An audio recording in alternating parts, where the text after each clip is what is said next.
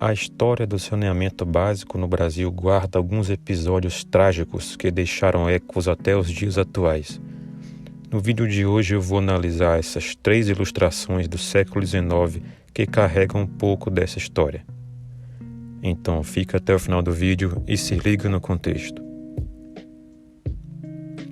No ano de 1807, o então imperador francês Napoleão Bonaparte invadiu Portugal, obrigando a família real portuguesa a secretamente fugir do país e transferir toda a corte para sua maior colônia, o Brasil. A cidade escolhida para ser a nova capital imperial foi o Rio de Janeiro.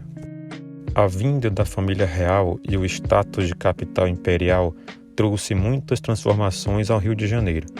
Em poucos dias, a cidade estava repleta de novas famílias, funcionários, artistas, militares, etc.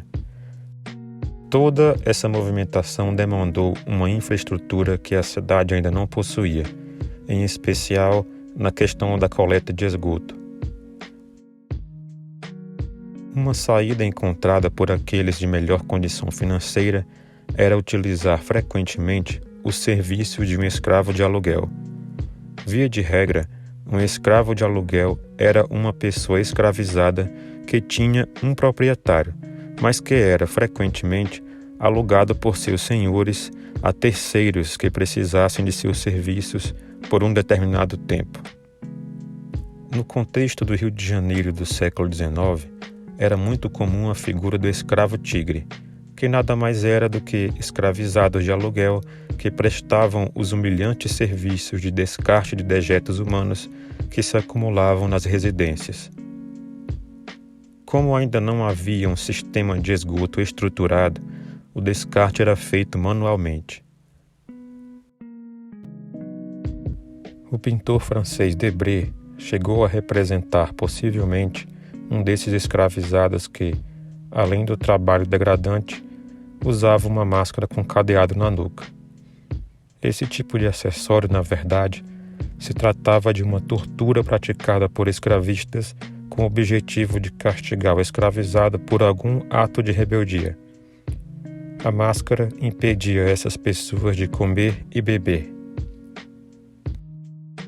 Estas outras ilustrações do século XIX, de autoria de Henrique Fleus, evidenciam, inclusive, que os chamados tigres não eram bem vistos por autoridades policiais, possivelmente em razão de acidentes que podiam acontecer durante o transporte de dejetos, que eram feitos até os rios ou, mais frequentemente, até o mar, como podemos observar nessa ilustração. Mas por qual razão esses escravizados eram chamados de tigres? A palavra faz referência às lesões que essas mesmas pessoas apresentavam pelo corpo. O acúmulo de dejetos por muitos dias nas residências fazia o conteúdo fermentar e gerar ácidos, que em contato com a pele produzia lesões. Como o transporte era feito com baldes ou potes na cabeça, era muito difícil se proteger do líquido que escorria pelo corpo e que, com o tempo, ficava com aspecto listrado. Por fim, através dessas ilustrações, podemos fazer uma reflexão a respeito das mudanças e permanências na história do Brasil, a fim de percebermos como a questão racial continua sendo fator determinante na questão do trabalho. Se observarmos a cor de pele dos profissionais de limpeza pública e como os mesmos são desvalorizados e estigmatizados, nos daremos conta de que se trata de uma continuidade histórica que se arrasta há séculos.